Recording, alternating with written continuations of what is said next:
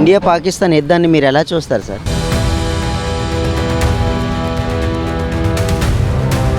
ఈ యుద్ధం ఆఫ్ చేయకూడదు. ఉగ్రవాదమే చేస్తున్న యుద్ధం ఆఫ్ చేయకూడదు. ఉగ్రవాదులందరూ సర్వనాశనం అయిపోవాలి. టూరిస్టుల్ని పెహల్గాంలో చంపేయడం చాలా ఘోరం కదా.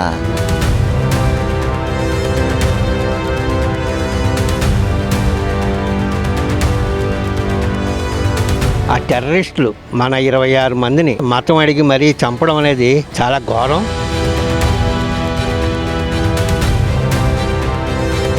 పాకిస్తాన్ వాళ్ళు ఉగ్రవాదుల్ని సమర్థించుకుంటూ వచ్చారు. ఆ ప్రభుత్వానికి కానీ అక్కడ ఉన్నటువంటి సైనికులకు కానీ ధైర్యం లేదు. మోదీ గారు ఉండడం వల్ల చాలా ముందుకు వెళ్తున్నాం. అంతకుముందు అదే కాంగ్రెస్ పార్టీ ఉండుంటే ప్రతి ఒక్క అడుగు వెనక్కి వేసేవాళ్ళం. ఇప్పుడు 100 అడుగులు ముందుకు మనం వెళ్తున్నాం.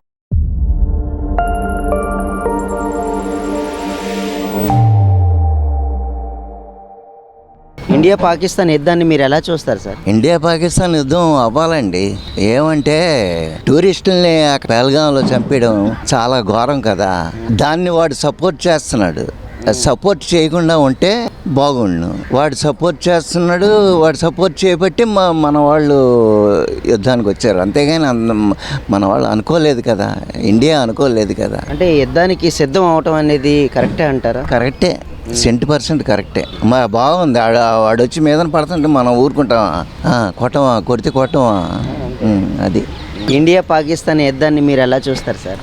అవతల పాకిస్తాన్ వాళ్ళు అభివృద్ధిని పోగొట్టుకుంటున్నారు. యువతల మన సమయాన్ని వృధా చేస్తున్నారు. ఇది అనవసరపు యుద్ధం. దీనివల్ల ఎవరికి ఉపయోగం లేదు. అంతిమంగా సంతోషించేవాళ్ళు, ఆనందించేవాళ్ళు టెర్రరిస్టులు మాత్రమే. ముందు వాళ్ళని తీసి ఏరి పారేస్తే 2 దేశాల మధ్య శాంతి జరుగుతుంది. అంటే దీనిపై ఈ నిర్ణయం పట్ల మోడీ గారు ఆలోచన విధానం ఎలా ఉందంటారు? ఇది కరెక్ట్ అండి. అవతల వాడు చంపడానికి కోసం మనం ఎదురెళ్ళాలి కదా. అనవసరంగా చెప్పేసి అకారణంగా చంపుతున్నాడు. అకారణంగా చంపాల్సిన పనే వచ్చింది. ఒక మతాన్ని అడ్డు పెట్టుకుంటున్నారు. ఆ మతం ఇస్లాం మతం అది బోధించలేదు. అది శాంతి సందేశాన్ని పంపించింది. టెర్రరిస్టులు వాళ్ళు కొంతమంది చేస్తున్న పని. దీని వెనకాల రాజకీయ కుట్రలు ఇవంతా. ఇప్పుడు వాళ్ళు యుద్ధం అంటున్నారు. వాళ్ళు కత్తి పట్టుకొస్తున్నాడు, మనం కత్తి పట్టుకుని ఎదురెళ్ళాలి. లేదా మనం చంపరా? ఇప్పటికీ అమ్మాయికి అంతమంది చంపేశారు. అది అందుకని ఈ మతం పేరిట జరిగే ఈ మారణ హోమాన్ని ప్రపంచ దేశాలన్నీ కూడా ఆపాలి. ప్రపంచం మొత్తం శాంతియుతంగా ఉండాలి. ఇదే మన భారతదేశం కోరుకుంటుంది. ఇప్పుడు ఎప్పటికైనా సరే. ఇప్పుడు నరేంద్ర మోదీ గారు వచ్చిన తర్వాత ఆయన ఏంటంటే ఆయన దేశీ ప్రైమ్ మినిస్టర్, దేశీ పార్టీ ఇది. ఇందులో తిరుగులేదు ఈ మాటలో. ఎందుకంటే పౌరుషం ఉన్న మన దేశీయుడు కాబట్టి ఎదుర్కొంటున్నాడు. ఇతరులది ఎదుర్కోరు. అదంతా లాలూసీలు చేస్తూ ఉండేవారు ఇదివరకు. ఇప్పుడు మాత్రం తిరిగిలేదు. యుద్ధం అంటే యుద్ధమే, సై అంటే సై అంటారు. మొన్న జరిగినటువంటి పెహల్గాం దాడిలో కూడా మన భారతీయులు అలాగే ఇతర మతస్థులు కొంతమంది కూడా చనిపోవడంతో ఎంతో బాధాకరమైన విషయం. దీని పట్ల కూడా ఏ మతం అయినా సరే శాంతి సందేశాన్ని ఇస్తున్నా. ఎవరికి తెలియదు, పరిశీలించాలి. పలానా మతస్థుడు ఎలాగా, పలానా వ్యాఖ్యలాగా, అది తప్పు అభిప్రాయం ప్రజల్లో కూడా ఉంది. ఏ మతం తీసుకున్నా సరే వాళ్ళు శాంతి సందేశాన్ని పంపిస్తున్నాయి, అన్ని మతాలు కూడా. సో ప్రజలందరూ శాంతిగా ఉండాలి. ప్రపంచం ఈ భూమి మీద మానవులందరూ శాంతిగా బ్రతకాలని చెప్తున్నాయి. కానీ ఇలాగ చంపుకొని కొట్టుకొని అనేసి ఎవరు చెప్పట్లేదు. ఏ మతం సిద్ధాంతం కూడా కాదు అది. అందుకని సాధ్యమైనంత వరకు ఈ యుద్ధం రాకుండా చూడాలి. తప్పని పరిస్థితులు అంటే ఎదుర్కోవాలి. పాకిస్తాన్ వాళ్ళు పెహల్గాం దాడుల్ని ఉగ్రవాదుల్ని సమర్థించుకుంటూ వచ్చారు. ఇది పిరిగితాను. ఆ ప్రభుత్వానికి కానీ అక్కడ ఉన్నటువంటి సైనికులకు కానీ ధైర్యం లేదు. సో కొంతమందిని మన మీదకి ఉసుగొల్పి ఈ రకంగా చేస్తున్నారు తప్పించి వాళ్ళకి ధైర్య సాహసాలు లేవని తేలిపోయింది. వాడు ధైర్యవంతుడితే ఎదురుగా వస్తాడు, స్ట్రైట్గా వస్తాడు, ఎవడన్నా పంపించుతున్నాడు. సో అది యుద్ధ నీతి కాదు. నీకేమైనా దమ్ము ధైర్యం ఉంటే డైరెక్ట్గా ఎదురుగో, పరస్పరం కొట్టుకుందాం. అంతే తప్పించి ఎవరినో పంపించేసి ఆడి మీద నిందేసేసి ఇది మంచి పద్ధతి కాదు, మంచి ఉద్దేశం కూడా కాదు. ఇండియా పాకిస్తాన్ యుద్ధం జరగటం వల్ల మనకు ఎలాంటి ఉపయోగం ఉందంటారు? ఉపయోగం ఏంటంటే వేళనాటి కక్ష తీర్చుకునే తరుణం ఇది. తీర్చుకోవాలి కూడా. ఈ యుద్ధం ఆఫ్ చేయకూడదు. ఉగ్రవాదమే చేస్తున్న యుద్ధం ఆఫ్ చేయకూడదు.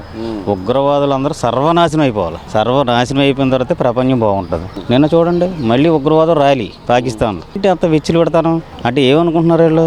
ప్రజలను చంపేసి ముస్లిమ్సే రాజ్యం వెళ్ళుకోవాలనుకుంటున్నారా, లేదా పాకిస్తాన్ రాజ్యం వెళ్ళాలనుకుంటున్నారా? ఆ జీవితంలో జరగని పని అది. ఓన్లీ ఉగ్రవాదం నాశనం చేయాలంటే ఓన్లీ ఇండియా తర్వాతే. ఇంక ఇండియా తర్వాత ఇంకే ఏది పని చేయదు. ఇప్పుడు ఇజ్రాయేల్ ఉన్నాడు, ఆడేం చేయలేడు. ఉగ్రవాదం అన్నాడు, మనుషులు చంపుతున్నాడు. మనం అలా కదే, మనం ఓన్లీ ఉగ్రవాదులనే చంపుతున్నాం. అది మన టార్గెట్. యుద్ధానికి సిద్ధం అవడం అనేది కరెక్టే అంటారా? కరెక్టే. ఎన్నాళ్ళు ఊరుకుంటాం, ఎన్నాళ్ళు ఊపిపడతాం? ఈవేళ మొన్న 27 మంది చచ్చిపోయారండి, రేపు 100 మంది చచ్చిపోతారు. అలా ఊరుకున్నాం అనుకో ఇంట్లోకి వచ్చి చంపేస్తారు. కరెక్ట్ కాదు కదా? అవును. ఇప్పుడు ఇది చెయ్యాలి కంపల్సరీ. చేస్తేనే వాళ్ళకి బుద్ధి వస్తుంది, వాళ్ళకి కాదు. కానీ ముస్లిమ్స్ కంట్రీస్ ఏమున్నాయో ఉగ్రవాదులను పెంచి పోషించుకోవాలన్న ఆలోచన చూసారా, దానికోసం ఇది అది థ్రెడ్ తగ్గించుకుంటారు అంతే. ఈ యుద్ధం వల్ల ఇండియాకి లాభం అంటారా, పాకిస్తాన్కి లాభం అంటారా? ఎవరికి లాభం కాదండి. ఎవరికి యుద్ధం అన్నది ఎవరికి లాభం కాదు. యుద్ధం చేయాలని మనం అనుకుంటామా? మనకి పక్కలో బళ్ళిలో ఉన్నారు, మనకేంటంటే మనకి అన్యాయం చేస్తున్నారు కాబట్టి మనం చేయవలసి వచ్చింది. అది మనుషుల మీద కదా, ఉగ్రవాదుల మీద చేసి. అంతేగాని ఎవరికి లాభం కాదు, వాళ్ళకి లాభం కాదు, మనకి లాభం కాదు, ఎవరికి లాభం కాదు. ప్రజా నష్టం అన్నది జరిగింది అనుకోండి, మొత్తం ఏ దేశానికైనా నష్టమే కదా. అలాగని నీతిగా చేసాం, మనం నీతిగానే ఉంటాం. మనం అవతల వాడు కొడితేనే కదా మనం కొట్టిది. అది ఇప్పుడు కాదు, రాముడి యుగంలోంచి మహాభారత యుగంలోంచి జరుగుతున్నది ఇది. ఉగ్రవాదుల మీద తీసుకున్న నిర్ణయాన్ని మోడీ గారు ఎలా చూస్తారు? సూపర్. అది సూపర్. ఇన్నాళ్ళకి ఒక నిర్ణయానికి తీసుకొచ్చారు, తీసుకోవాలి కూడా. తీసుకోకపోతే ఇంకా రెచ్చిపోతారండి ఉగ్రమోదకులు. ఇప్పుడు ఇంకా అసలు యుద్ధం అవ్వలేదు. మీరు యుద్ధం అయిపోయింది అనుకున్నారు కానీ ఇంకా యుద్ధం అవ్వలేదు. యుద్ధం అయ్యే ప్రసక్తి లేదు. జీరో అన్నారు కదా, ప్రపంచం అంతా అంటుంది కదా, జీరో చేసేద్దాం ఉగ్రవాదాన్ని. అదే ఆ జీరో చేసే వరకు యుద్ధం ఆగదు. యుద్ధం ఎలాగైనా జరుగుతూనే ఉంటుంది ఈ ఉగ్రవాదులు ఉన్నంత వరకు. అది పాకిస్తాన్ పెంచి పోషిస్తుంది కాబట్టి పాకిస్తాన్ ప్రజలను తప్పు పడతలే కదా. మనం పాకిస్తాన్లో ఉన్న ఉగ్రవాద స్థావరాలను ఉగ్రవాదులని మనం తప్పు పడుతున్నాం. ఇండియా పాకిస్తాన్ యుద్ధం జరిగింది, అసలు దీన్ని ఎలా చూస్తారు అసలు? సార్ ఇది చాలా మంచి పరిణామం అండి. ఒక మునుపు కాంగ్రెస్ ప్రభుత్వం ఉండేది. ఈ కాంగ్రెస్ ప్రభుత్వం ఉన్నప్పుడు ఏదన్నా స్ట్రైక్స్ అయ్యారనుకోండి మీ మీద కానీ భారత జనాభా మీద ఒక కంటి తుడుపు చర్యలా తీసుకునేవారండి మన కాంగ్రెస్ ప్రభుత్వం. అదే ఇప్పుడు మోదీ గారు వచ్చిన దగ్గర నుంచి చాలా బాగా చేస్తున్నారండి. ప్రతి సైనికుడికి ఒక ధైర్యం వచ్చింది. ఇకపోతే మా లేటెస్ట్ వెపన్స్ అన్ని మనం ఎక్స్పోర్ట్ చేస్తున్నాము, మన ఓన్గా మనం తయారు చేసుకొని మన శత్రువుల మీద దాడి చేస్తున్నామండి. ఇది చాలా మంచి పరిణామం అండి. ఇలాగే కానివ్వాలి. ఇలాగే మోదీ గారు 100 ఏళ్ళు మన భారతదేశాన్ని పరిపాలించాలని కోరుకుంటున్నాం సార్. అసలు ఈ యుద్ధానికి ఇలా సిద్ధం అవ్వటం అనేది కరెక్టే అంటారా? సార్ ఒకప్పుడు గాంధీ గారు ఒక చెంప మీద కొడితే ఇంకో చెంప చూపించమనేవారు, కానీ ఈ రోజు అలా చల్లవండి. సో మనల్ని వెన్నుపోటు పొడుస్తున్నాడు ప్రతిసారి పాకిస్తాన్ గవర్నమెంట్. సో యుద్ధం 100కి 100 కరెక్ట్ అండి, దెబ్బకి దెబ్బ ఈ రోజుల్లోనే కరెక్ట్ అండి. సో ఈ విషయంలో మోదీ గారికి మేము ఫుల్ సపోర్ట్ అండి. ఇండియా పాకిస్తాన్ యుద్ధాన్ని మీరు ఎలా చూస్తారు? ఎలా చూస్తామనంటే మరి ఇది 4వ యుద్ధం కింద నేను అనుకుంటున్నాను. అది మానవతా దృక్పథంతో మనం చూడాలండి. ఎవరు చూసినా సరే అవతల వాళ్ళు కానీ యువతల వాళ్ళు కానీ అందరూ మానవులే. భగవంతుడి తాలూకా సృష్టిది. ఈ సృష్టిని మనం చిన్నాభిన్నం చేస్తామంటే అది పద్ధతి కాదు కదండి. అది ధర్మం కాదు, న్యాయం కాదు, అది దుర్మార్గం అయ్యా. కాబట్టి వాళ్ళే ఒక రకమైనటువంటి చాలా పాఠాలు వాళ్ళు నేర్చుకోవాల్సి ఉన్నది. మనకు వాళ్ళ పాఠాలు నేర్పక్కర్లేదు. మన దేశం దగ్గర ఆ దేశం ఏమాత్రం అండి ఏమంటారు. కాబట్టి ఆ దేశమే ఈ యొక్క ఉగ్రవాదాన్ని విడిచిపెట్టి సన్మార్గాన్ని ఎంచుకొని మంచి సూక్తులు, సూచనలు, సలహాలు ఇతరత్ర అన్ని కూడా వాళ్ళ ప్రజలకు ఇచ్చి వాళ్ళ ప్రజలను కూడా మనలో మమేకం చేసి అన్నదమ్ముల్లాగా సోదరులాగా మనం మెలగాలని నా ఆకాంక్ష అండి. సార్ ఇండియా పాకిస్తాన్ యుద్ధాన్ని మీరు ఎలా చూస్తారు సార్? ఇండియా పాకిస్తాన్ యుద్ధం ఒక విధంగా చూస్తే ఆ టెర్రరిస్టులు మన 26 మందిని పహల్గామ్లో అంత దారుణంగా కిరాతకంగా మతం అడిగి మరీ చంపడం అనేది చాలా ఘోరం. అది ఎట్టి పరిస్థితుల్లో కూడా సహించరానిది.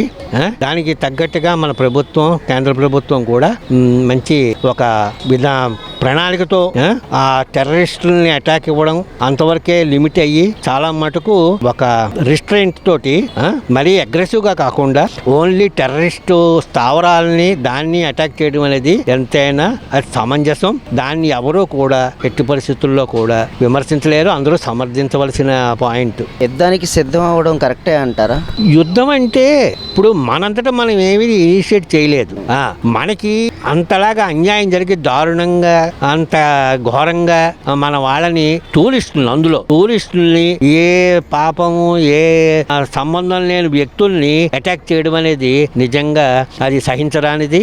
ఎట్టి పరిస్థితుల్లో అయినా దానికి వాళ్ళకి తప్పదు, శిక్ష తప్పదు. ఎక్కడున్నా కూడా ఆ టెర్రరిస్టులు అనేది అన్యాయంగా అధర్మంగా చంపడం అనేది సహించరానిది. దాన్ని ఎవరూ కూడా దాన్ని మనం ఎట్టి పరిస్థితుల్లో కూడా వాటిని మనం ప్రోత్సహించకూడదు. మనం ఎంత ఖండించినా అది తక్కువే. ఇండియా పాకిస్తాన్ యుద్ధాన్ని మీరు ఎలా చూస్తారు? టైంలో మోదీ గారు ఉండడం వల్ల మనం మళ్ళీ ముందుకు వెళ్తున్నాం, చాలా ముందుకు వెళ్తున్నాం. అంతకుముందు అదే కాంగ్రెస్ పార్టీ ఉండుంటే 2014 ముందు ఏంటో 2014 తర్వాత ఏంటో మోడీ గారు చూపించారు.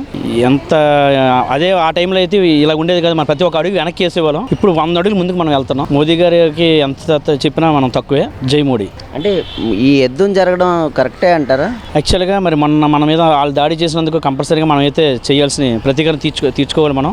అది కేవలం బీజేపీ ఉండడం వల్ల జరుగుతుంది, లేకపోతే జరగదు, చేయలేరు, ఎవరు చేయలేరు అది. ఎందుకంటే ఒకప్పుడు వాళ్ళతో మనం భయపడేవాళ్ళం. వాళ్ళు మన పాకిస్తాన్ మన మీదకి వస్తే మనం భయపడేవాళ్ళం. ఇప్పుడు మనం వాళ్ళకి భయపించే స్టేజ్కి మనం వెళ్ళాం. మన దగ్గర ఉన్న వెపన్స్ కానీ, మన దగ్గర ఉన్న ప్రెజెంట్ ఇది అన్ని విషయాల్లో కూడా చాలా ముందు ఉన్నాం మనం. వాళ్ళ మీద ఇంకా ఖచ్చితంగా ఇంకా ప్రతీకార చర్య ఇంకా ఎక్కువగా జరగాలని మనం కోరుకుంటాం. ఈ యుద్ధం వల్ల మనకి నష్టం అంటారా, లాభం అంటారా? అంటే చిన్నవి అంటే ఖర్చు విషయంలోనే కొంచెం జీడిపి రేట్ తగ్గుతుందేమో మనం ఆలోచించాలేమో తప్ప మిగిలిన విషయాల్లో మాత్రం మనం చదివితేనే మంచిది. ఇండియా పాకిస్తాన్ యుద్ధాన్ని మీరు ఎలా చూస్తారు సార్? ఒపీనియన్ అంటే మిక్స్డ్. ఇంతవరకు నిన్నటిదాకా ఎందుకు సడన్గా స్టాప్ చేశారు అని విరోధం కూడా ఉంది అందరిలో కూడాను. అడ్వాంటేజ్ పొజిషన్లో ఉండి కూడాను మనం ఎందుకు చేసామని. కానీ ఇప్పుడు స్లోగా ఏంటంటే ఎక్స్పర్ట్స్ వాళ్ళంతా కామెంట్స్ ఇవన్నీ చూస్తే ఒపీనియన్ 8 గంటల మాట్లాడతారు కదా. సో అప్పుడు కూడా బహుశా positive opinion is there in intellectuals and all.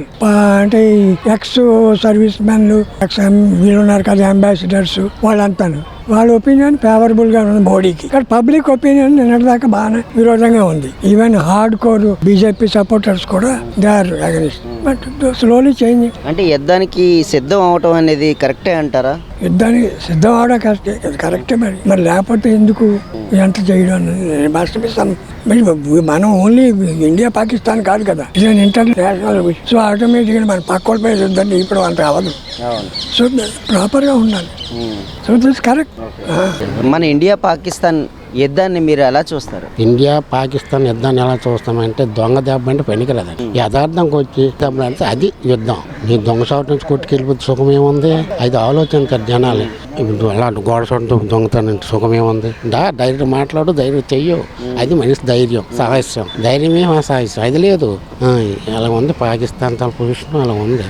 మనల్ని ఒప్పుకోరు కదా. అందులో ఏమంట మోడీ దొంగ దెబ్బలు అంత ధైర్యంగా రండి అని అంటాను. మీ సిద్ధంగా అయితే మేము సిద్ధంగా ఉంటాను. ఏం జనాలు పోగిస్తాం అవి ఏంటి ఇవన్నీ జనాలు పాడైతే చేసి కానీ జనాలు కూలి పోతారు కదండి. అసలు దెబ్బలాట వేస్ట్, తగులు తంటాలు. సమర్థించిపోతే మంచిది. అది మనిషితో సాంప్రదాయకం, గౌరవం, మర్యాద. అది లేదు. రండి యుద్ధాన్ని రండి కొట్టిపారేదాం దొంగ దెబ్బలు ఎందుకండి? అది మెయిన్. మరి ఇంకేమీ ఏముంటుందండి.